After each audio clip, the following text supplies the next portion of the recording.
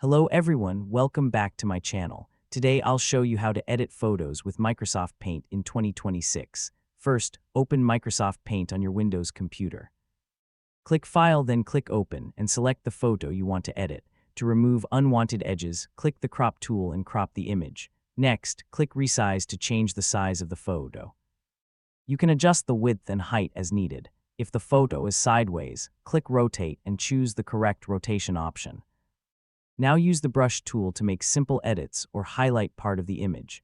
Click the text tool and add a title or any text you want on the photo. You can also use shapes to add arrows, boxes, circles, or other objects. If your version of Paint supports it, click Remove Background to remove the background automatically. After finishing all your edits, click File, then Save As, choose JPEG Picture, enter a file name and save the edited photo. That's it. This is the easiest way to edit photos with Microsoft Paint in 2026. Thanks for watching, and don't forget to like, share, and subscribe for more easy Windows tutorials.